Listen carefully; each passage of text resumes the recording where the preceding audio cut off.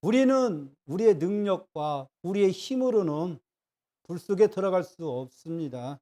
하지만 우리 안에는 누가 계시죠? 하나님이 계십니다.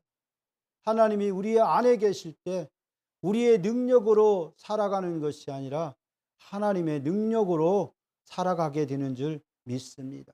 아멘.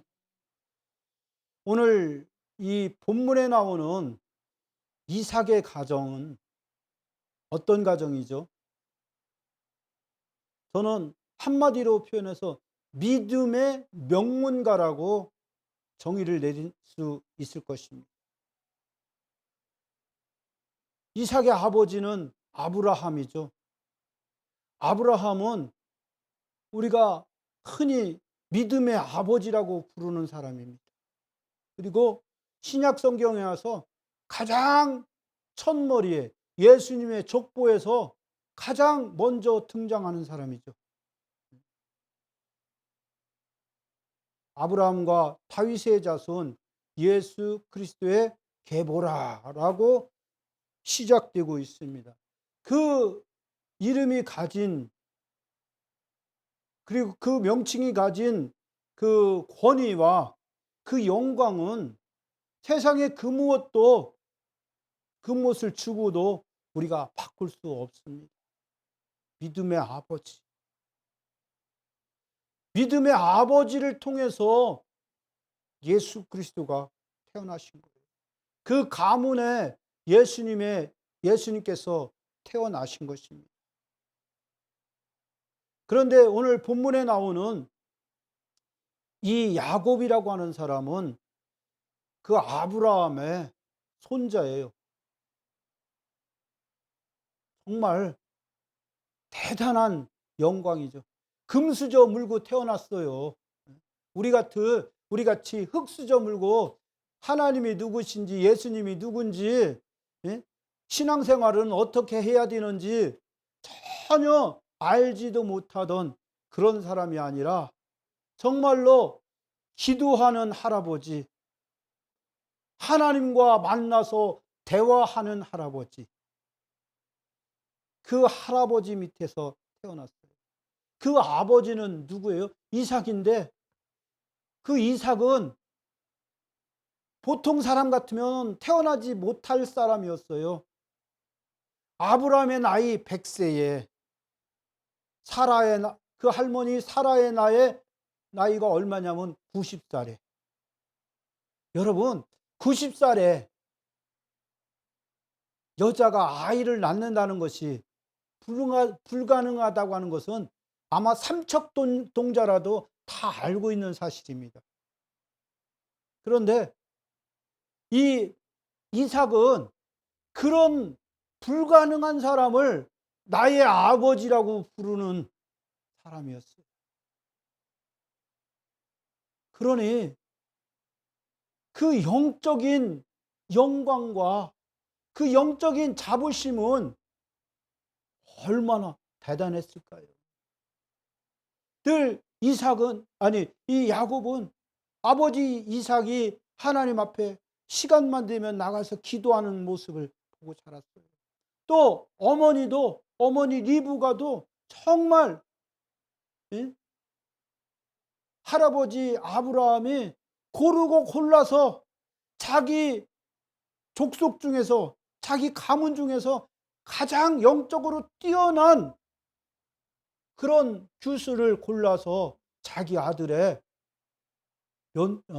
아내로 삼게 만들었던 사람입니다. 정말로 믿음의 명문가 중에서도 명문가로 태어난 거예요. 그런데 오늘 이 이야기를 보면은 이 이삭의 가정에 에서라고 하는 아들과 야곱이라고 하는 아들이 있었는데 둘이 쌍둥이였대요. 그런데 보통 쌍둥이면은 이게 되게 친하거든요. 그래서 누가 다른 사람이 옆에서 건들면은 같이 나가서 싸우기 때문에 이 쌍둥이 함부로 건들기가 힘들어요. 그런데 얘들은 사이가 굉장히 안 좋았어. 어느 정도 안 좋았냐면은 엄마 뱃속에 있을 때부터 치고받고 싸우던 애들이야. 그 정도로 사이가 서로 왼수같이 지내던 애들이야. 그런데 태어날 때 어떻게 태어났냐면은 이 야곱이가 먼저 태어나려고 막 거기서 뒤집고 하다가 결국은 형한테 밀렸어. 밀려서 형이 먼저 나오니까 뭐 너만 먼저 나가냐 하면서 형의 발목을 잡고 나왔어.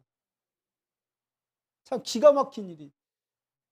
아니 그 핏덩어리가 뭐를 안다고, 세상 경험이 뭐가 있다고, 예? 형의 발목을 잡고 나오냐고요. 그러니까 이 야곱이라고 하는 인물은 태어나면서부터 보통 내기가 넘는 사람이에요.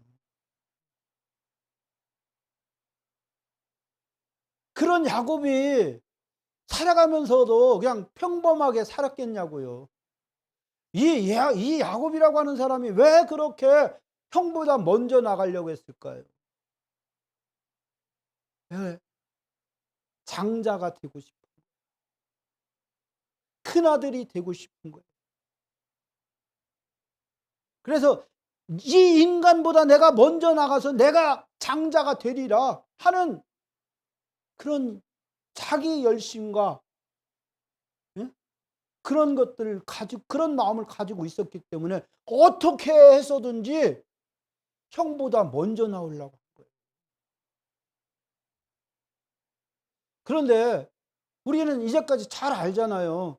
이 사람이 나고 사람이 죽는 것은 누가 주장하신다고요? 하나님의 권한이에요. 하나님. 우리가 태어나는 것도 하나님의 권한이고, 우리가 살다가 죽게 되는 것도 하나님의 권한이에요. 그런데 쉽게 말하면은 하나님은 에서를 먼저 태어나게 하시려고 계획하고 계셨는데 이 야곱이 그 하나님의 계획을 지금 뒤엎으려고 한 거야. 뒤엎으려고 발목을, 형의 발꿈치를 잡고 태어났어요. 그래서 이름이 야곱이에요. 이 야곱이라는 말은 아키브라고 하는 말에서 유래된 말인데, 부어오르다, 발꿈치를 잡다, 마치 발꿈치를 걸어서 넘어뜨리듯이 속여서 넘기다, 또는 밀쳐내고 들어앉다 하는 그런 의미를 가지고 있어요. 그러니까 한마디로 표현하면 이 인간은 사기꾼이에요. 그런데 그 이름을 누가 붙여줬어요? 그 부모가 붙여줬어요. 참, 그 부모도 어지간하지. 아니, 아무리 형의 발꿈치를 잡고 나왔다고 그래, 사기꾼이라고 이름을 붙여주냐고요. 그래, 우리는 자녀들한테 이름 잘 붙여줬잖아요. 잘 붙였잖아요. 저도 우리 딸내미 낳고 참 이름 짓느라고 고민 무진장했어요. 그래서 막 옥편 찾아보고 또 그 이름 장명법 책 사다가 그거 보고 그러면서 저도 우리 두 애들 이름을 지었거든요. 그런데 아무래도 이 야곱은 이 아니 이 이삭은 자기 아들 야곱의 이름을 지면서 그냥 진 게 아니라 기도해서 하나님께로부터 받은 이름 같아요. 실제로 야곱은 그렇게 살았어요. 야곱이 제2의 이름 이스라엘이라고 하는 이름을 받기 전까지 야곱은 그런 식으로 살았어요. 아주 머리가 명석하고 굉장히 꾀가 많고, 어? 그런 재주가 많은 그런 사람이었어요. 그러다 어떻게 보면은 순탄하게 살아갔으면은, 순종하면서 살아갔으면은 이 야곱의 인생은 그렇게 고난받지 않고 고통받지 않고도 얼마든지 살 수가 있었어요. 편안하게. 왜? 그 집이 부자였으니까. 이 이삭이요, 가서 우물을 파는 것마다 다 물이 나왔어요. 그 당시에 그 우물 파서 물 나온다는 것이요, 확률이 굉장히 어려웠어요. 얼마 전에 우리나라 뭐 저기 영일만인가 어디서 그 석유 그 나온다고 얘기가 있잖아요. 그런데 뭐 확률이 얼마예요? 실패할 확률이 뭐 92%막 이렇게 된다고요. 그런데 한 그 8%의 가능성을 가지고 어마어마한 돈을 들여서 지금 석유를 시추하고 있잖아요. 몇 천억을 들여서 시추하고 있잖아요. 그런데 지금같이 그렇게 무슨 첨단 장비가 있는 것도 아니고 그냥 감으로 파는 거예요. 감으로. 아, 여기다가 우물을 파면은 물이 나오겠다 싶어서 기계로 파는 것도 아니고 전부 다 사람들 노동력으로 다 파야 되잖아요. 엄청 크게 파요. 옛날에 우리 시골에서 저 어렸을 때 우리 시골 집에 우물을 파는 거 저도 봤거든요. 한 1m 한 50 정도, 이거 직경 한 1m 50 정도 되게 둥그렇게 파요. 그래서 계속 파 내려가는 거예요. 언제까지? 물이 나올 때까지 파는 거예요. 그래도 다행히 우리 집에는 그 물이 나왔고 그 물이 되게 시원하고 물이 맛이 좋았어요. 지금도 그런 물 맛이 상당히 그립지만 이제는 뭐 도저히 가능성이 없이 되었고, 아무튼 그렇게 이삭은 이 어렵다고 하는 우물 파기를 할 때마다 물이 나오는 거예요. 그리고 농사만 지면은 가뭄 가운데서 농사를 졌는데 그의 소출이 100배의 소출을 거뒀다고 합니다. 정말로 그 탄생부터 그의 그 삶 인생 자체가 신비에 속한 사람이 바로 이 이삭이었어요. 그런 이삭이, 영적인 이삭이 그 아들의 이름을 야곱, 사기꾼, 도둑놈, 그렇게 이름을 붙여줬어요. 그것은 자기 뜻에 의한 것이 아니라 바로 하나님 앞에 기도해서 받은 이름이라고 저는 믿습니다. 그런데 이 야곱이는 그런 이름과 더불어서 그 출생 전에 그런 어마어마한 그런 일을 벌이면서 태어났고, 그리고 또 그 살아가면서 인생 자체가 그렇게 살아가요. 오늘 본문을 보면은 에서는 들의 사람이라, 들에 나가서 사냥을 잘하는 사람이었어요. 그리고 이 야곱은 조용한 사람이라 장막에 있는 것을 즐겨하는 사람이었어요. 이 성향이, 두 사람의 성향이 딱 나뉘어지는 거예요.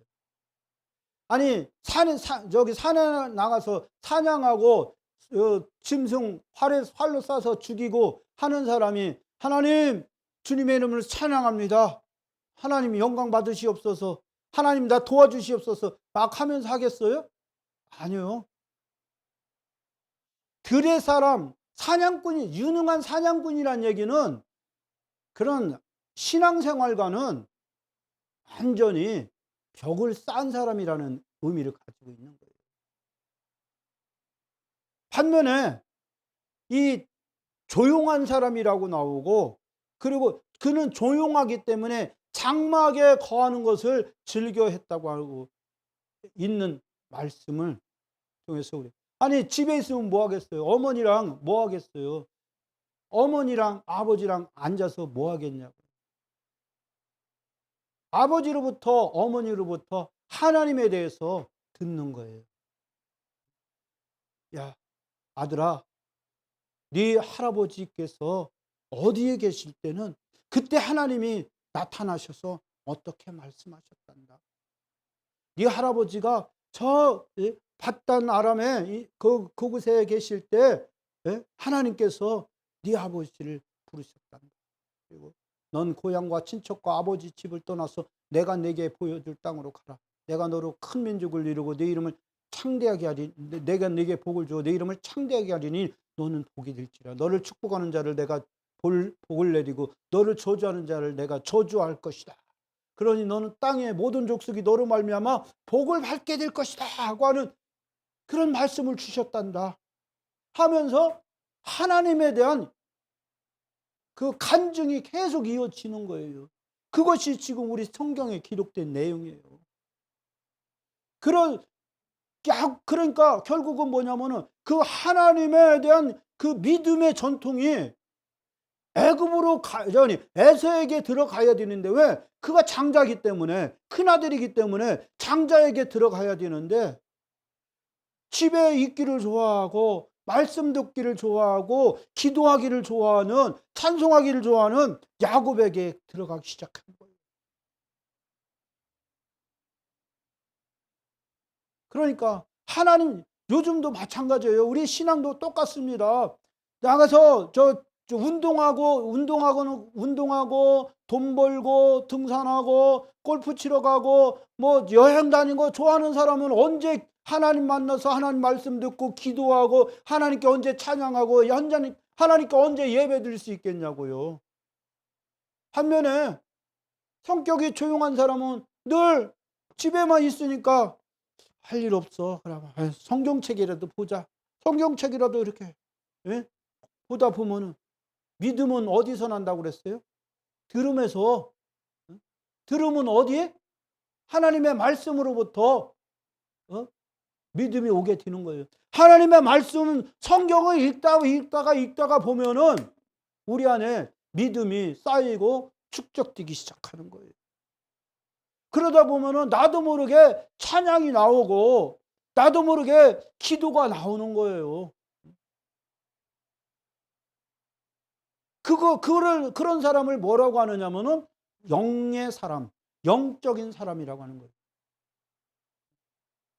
또 그렇게 나가서 노는 거 좋아하고 술 먹기 좋아하고 춤추는 거 좋아하고 저기 클럽 가서 노는 거 좋아하는 그런 사람을 영의 사람이라고 부를 수가 없잖아요. 그런 사람을 뭐라고 해요? 육에 속한 사람, 육신의 사람이라고 하는 거예요. 그러니까 로마서 8장에서도 육신의 생각은 하나님과 원수가 되게 한다고 그랬어요.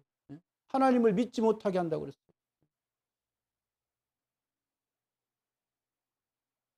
당연히 그렇기 때문에 이 야곱은 태어나면서부터 장자권에 대한 소망을 가지고 있었고, 그리고 또 태어나서도 그렇게 하나님 중심, 예배 중심의 삶을 살았기 때문에 이 야곱은 그 장자권에 대한 소망을 더 가지게 된 거예요.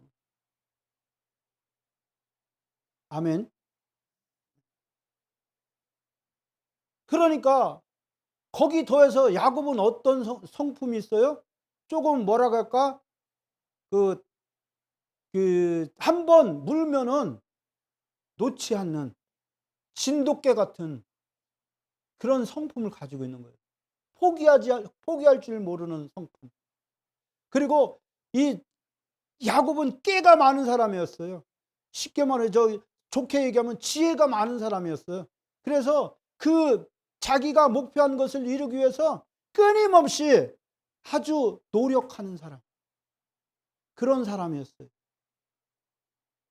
그러다가 기회를 엿보고 있다가 형이 밖에 나가서 사냥을 하고 이제 들어왔을 때, 아니 하루 종일 낙타나 혹은 말을 타고 계속 달리면서 사냥하고 나면 얼마나 배가 고프겠냐고요.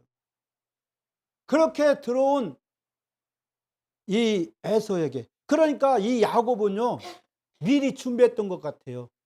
팥죽을 살 써가지고 그 냄새가 진동을 하게.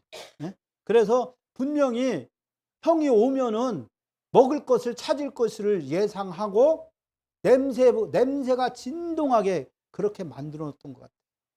그렇게 만들어 놓고 이제 느긋하게 앉아서 기다리는 거예요. 누가 오기만? 형이 오기만. 형이 뭘 갖고 와? 장자권 갖고. 그래서 형이 와서 막 허겁지겁 와서 야 야, 그 저 빨간 거 좀 다 나한테 먹게 해라. 내가 지금 배고파서 죽게 생겼다. 그러니까 잠깐, 나는 배고픈 건 형이지 내가 아니야. 형, 내가 이거 줄 테니까 형 뭐 줄래? 야, 씨, 급해. 야, 지금 죽겠어. 야, 꼬르륵 소리 나는 거 너 들리니? 그건 형 사정이고 나는 아니야. 형, 팥죽 한 그릇하고 장자권, 형이 가진 장자권하고 바꿀래? 딜을 하는 거예요. 그러니까 이, 이 에서는 무슨 생각을 가지고 있었냐면은, 자기는 태어나면서부터 장자였으니까 이 태어나면서부터 이 장자의 명분은 누가 뺏어갈 수도 없고 가져갈 수도 없고 훔쳐갈 수도 없다고 하는 그 확신을 가지고 있었어. 그러니까 야, 지금 내가 배고파서 죽게 생겼는데, 야, 그게 뭔 소용이냐? 야, 빨리 그거 줘. 내가 너한테 줄게. 한 거예요. 그게 우리가 생각할 때는 아무것도 아닌 것 같지만은, 그러나 그걸 누가 보고 계셔요? 하나님이.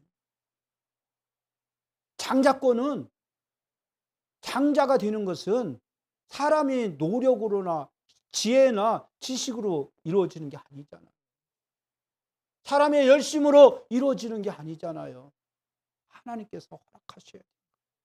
그 하나님께서 허락하신 그것을, 하나님께서 주신 것을 지금 어떻게 해요? 하찮게 여기는 거예요. 그까짓 것 없어도 그만. 딱 그런 생각을 한 거예요. 딱 그러니까, 그러면 지금 내 앞에서 맹세해, 형. 그래, 야, 네 앞에서 맹세할게. 너 가져. 딱 해서 이 장자권이 드디어 에서에게서 야고보로 넘어간 것을 볼 수가 있어요. 그러면은 도대체 이 장자권이라고 하는 것이 어떤 의미가 있느냐 한번 생각해 볼 필요가 있는 거죠.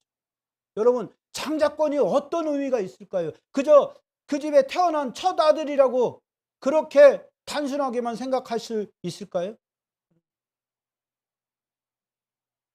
첫째, 장자는 하나님의 축복의 우선권을 가지고 있어요. 하나님의 축복의 우선권. 하나님으로부터 축복을 받는 우선권이 있어요. 창세기 48장 14절을 보면은 이게 이제 어떤 내용이냐면은, 이 요셉, 그러니까 야곱의 여기 11번째 아들이 요셉이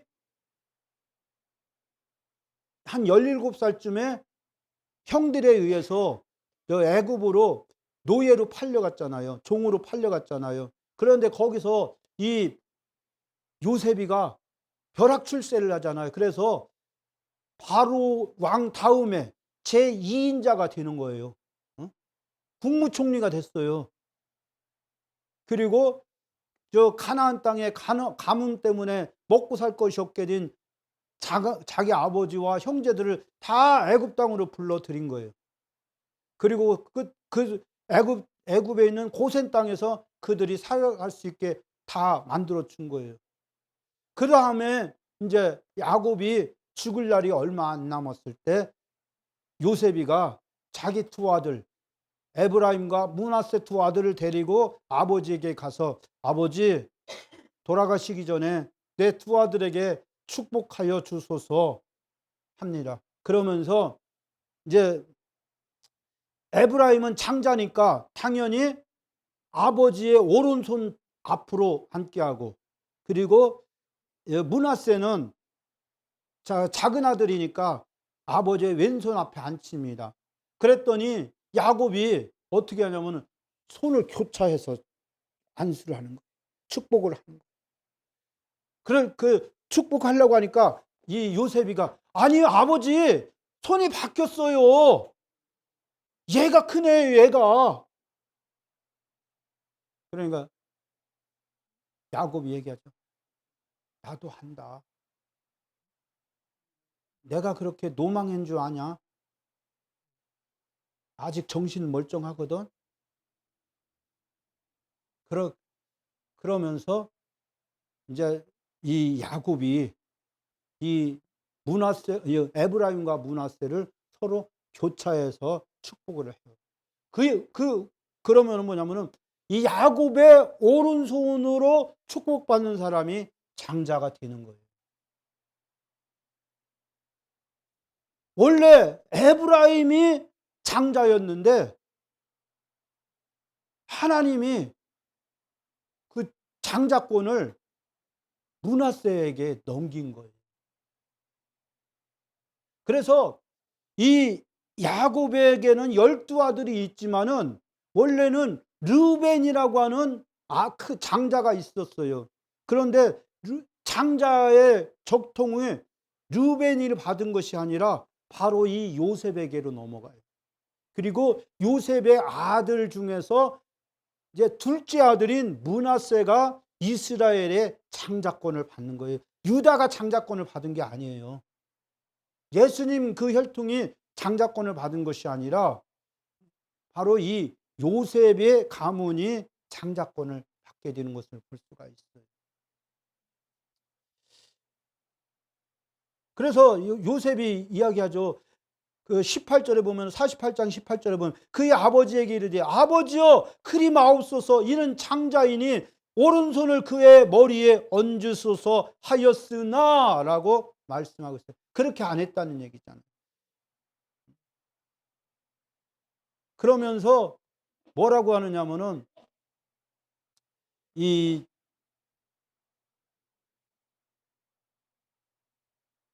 그래 결국은 그렇게 함으로써 뭐냐면은 이 장자권이 이 에브라임에게서 므낫세로 넘어가게 되고 그 므낫세가 그 야곱의 가문의 그 영적인 그리고 모든 적통을 이어 나가게 되는 것을 볼 수가 있습니다.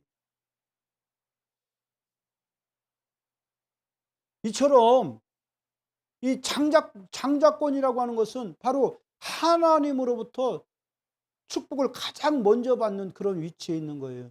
보면은 이 야곱이 죽을 때도 마찬가지예요. 야곱이 죽기 전에 아니 이삭이 죽기 전에 먼저 이 에서에게 가서 뭐라고 하냐면 가서 네가 사냥을 잘하니까 사냥해서 별미를 만들어다가 나에게 가져와라. 그러면은 내가 그것을 먹고 마음껏 너를 향해서 축복하리라. 그렇게 이야기를 해요. 야곱에게는 이런 망구하지 않았어요. 에서에게 장자로서의 축복을 받게 하려고 하는 거예요. 그렇지만은 그 얘기를 누가 들었어요? 엄마 리브가가 듣고 가로채기 하잖아요. 이 자기 남편 이삭이 눈이 어두운 것을 생각하고 눈이 어두워서 잘 분별 못하는 것을 알고 야곱을 불러서 그러니까 이 리브가가 굉장히 영적인 사람이었던 거예요. 이 에서와 이 야곱을 너무나 잘 알고 있었던 거예요. 이 야곱은 그래도 상당한 영적인 자질이 있는 사람인 반면에 이 에서는 이 영적인 세계와는 너무나 무관하다는 것을 알고 이 육적인 놈이 우리 가문을 이어가면 안 되겠다. 영적인 야곱이 우리의 가문을 이어가야 되겠다. 그 가문에는 뭐가 있느냐면은 하나님의 언약이 있는 거예요. 그래서 언약이 이 가문에서는 장자는 언약의 상속자라는 의미도 있는 거예요. 그래서 하나님께서 아브라함에게 주신 그 언약과 그 언약이 이삭에게로 흘러 들어갔고 그리고 그 이삭에게 주신 이 하나님의 언약이 그리고 언약과 축복이 이제 야곱에게로 들어가게 하려고 하는 것이 리브가의 생각이었어요. 그래서 이 야곱으로 하여금 형이 받을 축복을 대신 받게 하기 위해서 팔에다가 이 새끼 염소를 잡아서 팔에다가 그 털을 붙이고 그리고 목에다가도 붙이고 형이 입던 옷을 에서가 입던 옷 뭐 쌍둥이니까 둘이 덩치가 비슷할 거 아니에요. 그러니까 형이 입던 옷을 입히고 그렇게 해서 또 이 야곱의 아니 이삭의 입맛에 가장 음식을 잘 이삭의 입맛에 맞게 음식을 가장 잘하는 사람이 누구겠어요? 자기 부인이 아니에요. 그러니까 이 리브가가 음식을 맛있게 그 별미를 만들어서 이삭에게 갖다 준 거예요. 처음에는 이삭이 의심하지만은 결국은 야곱이가 아니라고, 내가 에서가 맞다고 북북 우기니까 어쩔 수 없이 바로 장자의 축복을 야곱에게 하는 거예요. 그것으로써 이제 야곱의 장자권, 이삭의 장자권이 야곱에게로 넘어가게 되는 거예요. 그리고 그 가문을 대를 이어 나가는 사람은 에서가 아니라 야곱이 되는 거예요. 그래서 그 야곱을 통해서 12아들이 태어나고, 그 12아들이 뭐냐면 이스라엘의 12지파가 되고, 그들이 하나의 민족을 이루게 되는 거예요. 이처럼 이 장자권이라고 하는 것은 어마어마한 그런 가치를 가지고 있었던 거예요. 그런데 그 에서는 그 어마어마한 엄청난 가치를 가지고 있는 이 장자권을 거의 공짜와 같은 단 팥죽 하나에, 한 그릇에 그냥 넘겼던 거예요. 둘째로 장자권에게는 갑절의 축복이 주어지게 됩니다. 장자는, 모세는 저기 신명기 21장 15절부터 17절까지의 말씀에서 17절에서 이렇게 말씀하고 있어요. 반드시 그 미움을 받는 자의 아들을 장자로 인정하여 자기의 소유에서 그에게는 두 몫을 줄 것이니 그는 자기의 기력의 시작이라 장자의 권리가 그에게 있음이니라고 말씀하고 있어요. 여기서 이제 어떤 사람에게 부인이 둘이야. 부인이 둘인데 첫째 부인에게서도 아들이 태어났고 둘째 부인에게서도 아들이 태어났어. 그런데 이 부인이 둘이 있으면 대부분은 첫째 부인을 별로 안 좋아해. 대부분 둘째 부인은 이쁘고 또 애교도 많고, 그래서 그 사나의 마음을 이렇게 훔치는 그런 역할을 많이 하잖아요. 그러다니까 사랑하는 여인에게서 난 자식을 더 사랑하게 돼 있어요.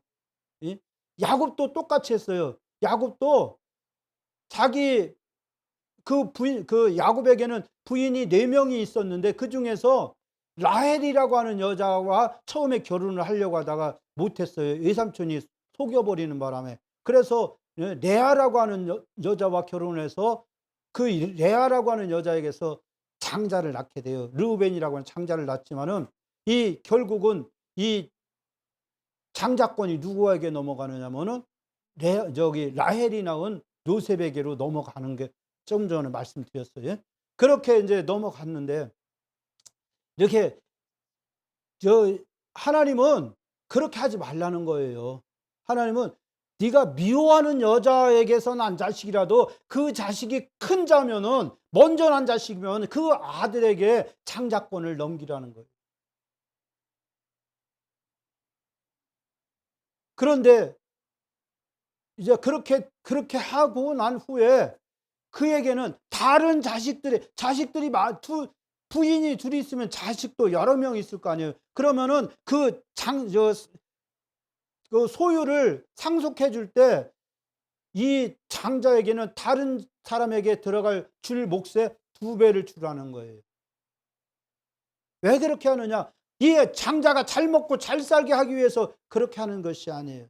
장자에게는 그 가문을 돌봐야 되는 그런 의무가 있어요. 책임이 있어요. 그 가문을 다스리는 권세도 있지만은, 그러나 그 가문에 속한 한 사람 한 형제들을 잘 살펴야 되는 그런 책임도 있는 거예요. 그렇기 때문에 경제적으로도 어느 정도 여유가 있어야 남을 돕든지 말든지 할 거 아니냐고요.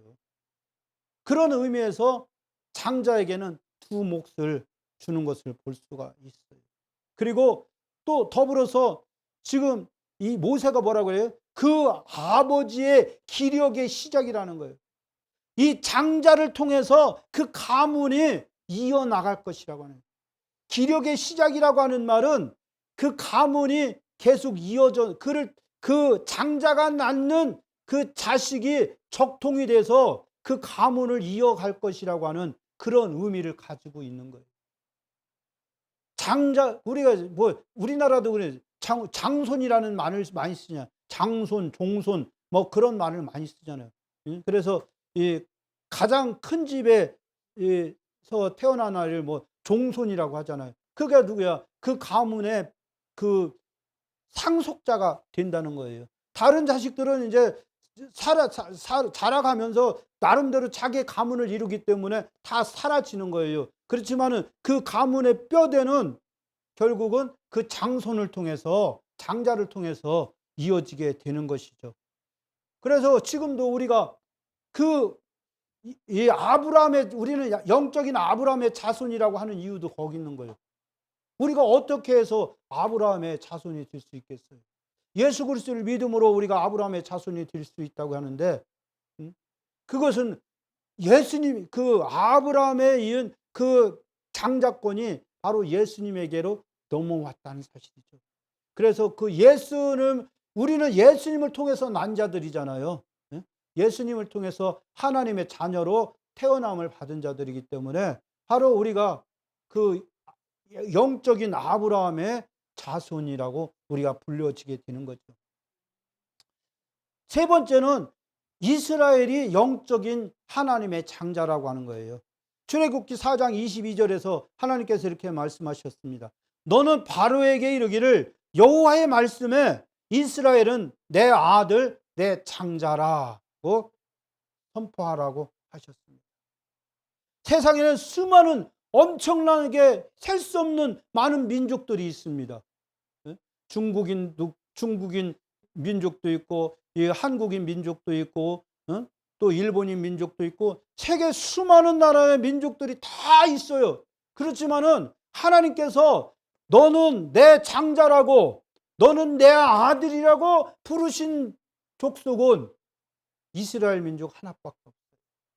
그 하나님께서 이스라엘 민족을 택하시고 그들을 한 민족을 이루게 하시고 그들에게 무엇을 주셨어요? 하나님의 말씀, 곧 율법을 주셨고, 그리고 그 율법을 통해서 하나님을 예배하게 만들어 놓으신 거예요. 그 이스라엘 백성들이 하나님이 택하신 선민이 되었다고 하는 것은 우리가 상상할 수도 없는 그런 어마어마한 무게를 가지고 있는 거예요. 그래서 지금 그들이 비록 예수 그리스도를 믿지 않았지만 그래도 그들에게는 아직도 하나님의 약속이, 하나님의 축복의 언약이 유효한 거예요. 저렇게 작은 나라가 그 중동에 있는 수십만의, 수십억의 사람들과 싸워서 밀리지 않고 오히려 지금 그들에게 큰 소리 치잖아요. 이 중동 전쟁을 단순한 그 나라와 나라 사이의 전쟁만으로 봐서는 안 되는 거예요. 거기에는 영적인 측면이 있는 거예요. 하나님의 계획하심이 있는 것이라는 것을 우리는 알아야 돼요. 그 이스라엘 사람들이 뭐 몇 명을 죽이고 그런 것이 차원이 아닌 거예요. 그 안에는 하나님의 섭리가 있다고 하는 것을 우리도 지금도 봐서 알아야 되는 거예요. 그만큼 하나님께서 사랑하시는 민족이 바로 이스라엘인 거예요. 왜? 자기 장자잖아요. 그 민족을 통해서 예수님이 태어났잖아요. 우리도 그 예수님을 통해서 믿고 구원받았잖아요. 그 예수님을 통해서 전 세계 모든 족속들이 복을 받는 거잖아요.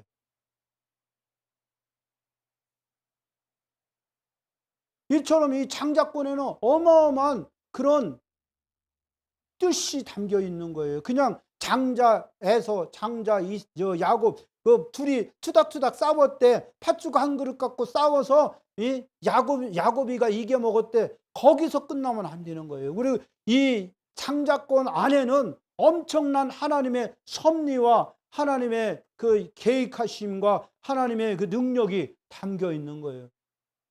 그것을 우리가 보면 분별하면서 읽을 줄 아는 그런 우리가 돼야 될 것입니다.